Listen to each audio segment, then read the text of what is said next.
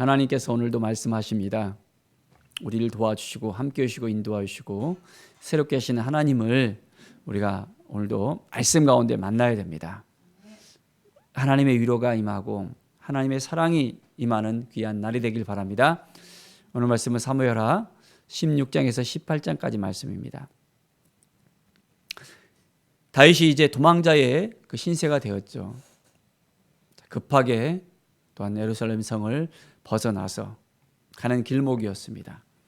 그 가운데 시바를 만나게 되어집니다. 그런데 시바가 먹을 걸 가지고 와서 다윗을 환대를 합니다. 그런데 그 가운데서 그가 다윗의 그 물음에 온전하게 정직하지 못했다는 것을 볼 수 있습니다.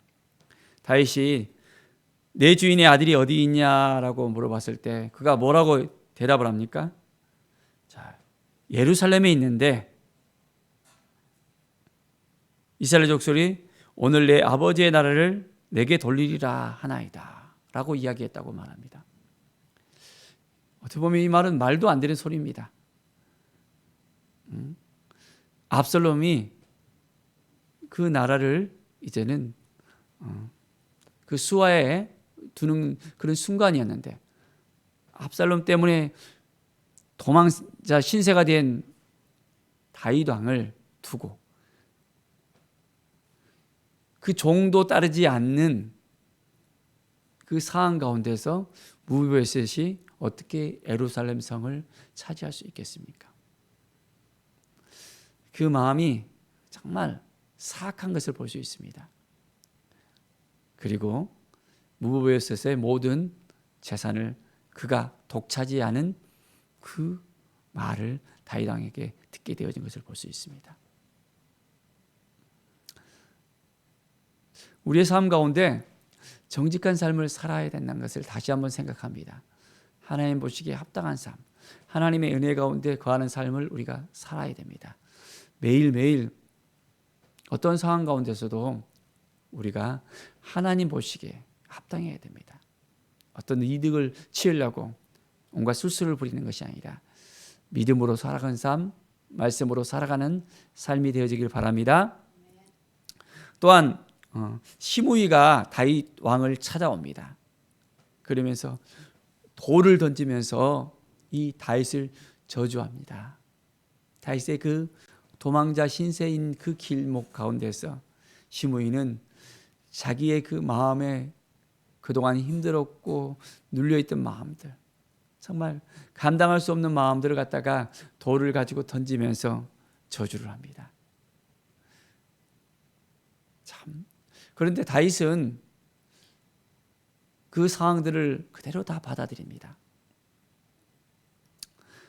자기의 그 연약함 때문에 이제 아들로 받던 그 수모, 또한 이제는 시므온에게 받는 그 수모를 다 이제는 가슴에 품습니다. 16장 12절의 말씀을 보면 혹시 여호와께서 나의 원탕함을 감찰하시리니 오늘 그 저주 때문에 여호와께서 선으로 내게 갚아주시리라. 다윗의 신하들은 저 시므이 그냥 둬서는 안 됩니다. 가서 내가 죽이겠습니다 라고 이야기합니다. 그런데 다윗은 설레설레합니다. 이제 나의 원통함을 하나님께서 아실 것이다. 저 시므이의 저주 때문에 이제는 내가 하나님 앞에 다시 회복이 될 수 있을 거라고 그는 이야기합니다. 다윗은 굉장히 그 힘들고 어려운 순간 가운데서도 하나님을 믿는 그 믿음, 긍정의 그 믿음이 대단한 것을 볼 수 있습니다. 우리는 어떻습니까? 힘들고 어려운 순간 가운데 정말 쓰러질 것 같은 암담한 순간 가운데 하나님을 바라볼 수 있겠습니까? 하나님을 정말 의지할 수 있겠습니까? 도망가고 있는 그 순간 가운데 하나님께서 나에게 선을 베풀어 주실 것이다 라는 그 믿음이 우리에게 있어야 된다는 것입니다. 다윗과 같은 이 믿음을 통해서 오늘도 우리의 삶 가운데 하나님이 도와주시고 인도해 주시고 회복해 주실 것입니다. 어떤 일을 만나고 있습니까? 어떤 어려움을 만나고 있습니까? 좌절된 마음이 있습니까? 힘들고 어려운 마음이 있습니까? 하나님을 의지하고 하나님을 바라보십시오. 그러면 하나님이 우리를 도와주실 것입니다. 하나님이 우리를 이끌으실 것입니다. 믿음으로 바라보면서 오늘도 그랬습니다. 하나님이 도와줄 것을 믿습니다. 라는 그 믿음이 우리의 삶을 이끌어갈 수 있도록, 그래서 오늘도 승리하는 삶을 살아가길 바랍니다. 하나님의 그 마음을 가지고 나가는 다윗에게 또한 하나님께서 사람들을 붙여주시고 그 사람들을 통해서 이제 회복할 수 있는 그 길을 열어주십니다. 후세를 압살롬에게 남겨두고 왔었는데요. 이 압살롬에게 있어서 하나님께서 이제 귀를 멀게 하고 눈을 멀게 해서 그가 어떻게 다윗을 쫓아가서 다윗의 그 모든 군사들을 다 무찌를 수 있을 것인가를 갖다 깨닫지 못하게 하는 것을 볼 수 있습니다. 오늘 말씀을 보면 아히도벨이 계략을 쳐서 압살롬에게 이야기했지만은 그보다 후세의 그 계략이 더 뛰어나게끔 하나님께서 인도해 주십니다. 그런데 후세는 다윗의 사람이었거든요. 위장을 해서 전향한 것처럼 보였지만은 그는 다윗을 돕기 위해서 그곳 가운데 남겨 있었던 것입니다. 그러면서 당신의 아버지는 용사이기 때문에 그 휘하에 있는 사람 다 용사이기 때문에 몇 명 쫓아가서 이제 잡으려 하면 다 이제는 죽을 수도 있다. 그러니까 모든 이스라엘 군사들을 다 모아라. 그리고 그 군사들을 모으고 난 다음에 어떻게 해요? 가서 무찌르면 될 수 있습니다. 라는 이야기합니다. 하나님께서 도와줄 거라는 것을 우리는 믿으면서 오늘도 살아가야 됩니다. 후세의 이 전략을 압살롬은 가지고서 뒤늦게 다윗을 쫓아가는 것을 볼 수 있습니다. 다윗이 이제 그 전세를 갖다가 가다듬기 전에 찾아가서 완전히 다윗의 군사를 없애야 되는데 그렇지 못했던 이 압살롬의 그 말로를 우리는 다시 한번 볼 수 있습니다. 모든 다윗과 다윗의 군사들은 요단강을 건너가서 모든 정비를 다 합니다. 그리고 압살롬의 군대가 쳐들어올 때 어떻게 싸워야 될지를 다 준비하고 있던 것을 볼 수 있습니다. 자, 그리고 다윗은 그와 함께 백성들을 찾아가서 천부장과 백부장을 갖다가 그들 위에 뒀습니다. 그리고 세 개의 대열로 나눠서 요압과 또한 아비새와 가드 사람 이때에게 그 모든 정권을 다 맡기면서 이제는 전쟁의 준비를 하게 합니다. 압살롬은 뒤늦게나마 쳐들어와고는 어떻게 되었을까요? 어려움의 직면에 있는 어떤 그런 부분들을 볼 수 있습니다. 자, 완전히 이제는 쳐들어왔는데요. 18장 7절에 보면 거기서 이스라엘 백성이 다윗의 부하들에게 패하며 그날 그곳에서 전사한 자가 많아 2만 명에 이르렀고, 이제는 패배의 그 역사가 일어납니다. 사면으로 이제 퍼져 싸웠습니다. 숯불에서 죽은 자가 칼에 죽은 자보다 더 많을 정도로 그 전쟁은 정말로 압살롬에게 있어서는 비극적인 것을 볼 수 있습니다. 또한 노새를 타고 가다가 이 압살롬이 큰 상수리 나무가 번성한 가지 아래에서 지나갈 때 그 머리가 딱 상수리 나무에 딱 이제는 걸려버렸습니다. 그리고 빠져나오지 못하고 달랑달랑하고 있는 모습을 보였습니다. 참 너무너무 안타깝죠. 그런데 다윗이 이 압살롬에 대한 그런 마음이 있었습니다. 그러면서 이스라엘 군사들에게 압살롬을 만나거든 좀 그 목숨을 귀히 여겨달라고 압살롬을 살려달라는 그런 말을 남겼습니다. 그렇기 때문에 다른 사람들은 이 압살롬을 갖다 죽이는 것을 갖다가 두려워했습니다. 죽인다 하더라도 상을 받지 못한다는 것을 알고 있거든요. 다윗이 너무너무 끔찍하게 생각했던 그 아들이었기 때문이었습니다.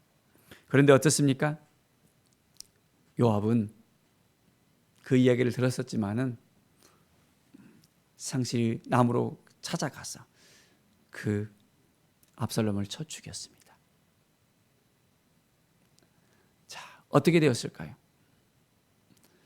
자, 18장 33절의 말씀을 보십시오.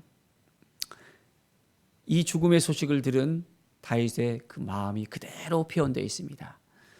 왕의 마음이 심히 아파 문 위층으로 올라가서 우니라. 그가 올라갈 때 말하기를 내 아들 압살롬아, 내 아들 압살롬아, 차라리 내가 너를 대신하여 죽었다면 압살롬 내 아들아 하였더라라고 이야기합니다. 전쟁에 승리했지만은 어떤 결과가 일어났습니까? 사랑하는 아들이 죽었다는 것입니다. 좋은 소식을 사람들이 찾아와서 알려줬지만은 다윗에게 있어서는 그것이 좋은 소식이 아니었습니다. 전쟁에 승리했지만은 불행의 소식이 그에게 다 들려왔던 것을 볼 수 있습니다. 어떻게 보면 이것이 아버지의 마음인 것 같아요. 자기를 대적해서 왕권을 이제는 탈취하고 백주 대낮의 후궁들을 또한 그렇게 만들어 놓고 다윗을 찾아와서 이제는 다윗의 구사대를 무찔려 확실하게 이제는 하려고 했던 그 압살롬에게 다윗은 아버지의 마음을 가지고서 그를 좀 생각해 달라고 이야기하고, 그런데 죽음의 소식을 접해 들은 다윗은 너무 애통해하면서 나갑니다. 우리에게도 아비의 마음이 있잖아요. 우리의 자녀들이 잘 되기를 위한 그 아비의 마음, 좋은 소식이 들려오기를 원하는 그 아버지의 마음이 우리에게는 있습니다. 어떻게 보면 이 아버지의 마음이 하나님의 마음이라는 것을 우리가 또 생각할 수 있습니다. 많은 영혼들이 이제 예수 그리스도를 믿고 돌아와야 되는데, 예수 그리스도의 사랑을 알아야 되는데, 내가 아들을 죽이기까지, 십자가에 못 박기까지 이제는 모든 사람의 죄를 이제는 사하기 위해서 그 아들까지도 보냈는데, 그 많은 사람들이 그것을 깨닫지 못하고 내게로 돌아오지 않고 회개하지 않는다는 그 우리 하나님 아버지의 마음을 우리가 다시 한번 느껴봅니다. 사랑하는 여러분, 오늘도 우리가 살아가면서 주님 앞에 더 가까이 나갑시다. 주님의 은혜를 생각하면서, 아버지의 그 사랑을 생각하면서 오늘도 하나님 앞에 더 가까이 나가는 삶. 그래서 하나님이 우리에게 새로운 마음을 주시고 또한 승리를 주신다는 것을 깨달아 알면서 늘 우리를 도와주시고 이끌어 주신다는 것. 어떤 저주의 소식이 우리에게 들려오더라도 그것을 통해서 하나님께서는 우리를 다시 한번 회복시켜 주시고 인도해 주시고 이끌어 주시고 붙들어 주신다는 그 모든 사실들을 믿음으로 우리가 받아들이면서, 그렇습니다, 하나님이 우리를 도와주셨습니다. 하나님이 우리를 이끌어 주셨습니다.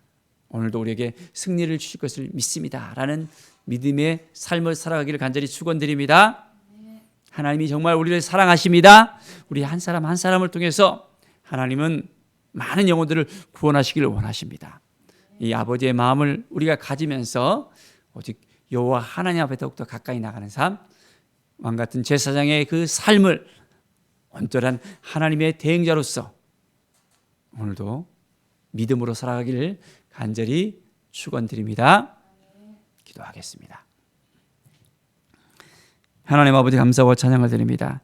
늘 믿음의 삶을 살게 하여 주시옵소서. 말씀 앞에 설 수 있도록 도와주시옵소서. 늘 부족합니다. 하나님 아버지, 도와주시지 않으면 우리가 아무것도 할 수 없음을 주 앞에 고백합니다.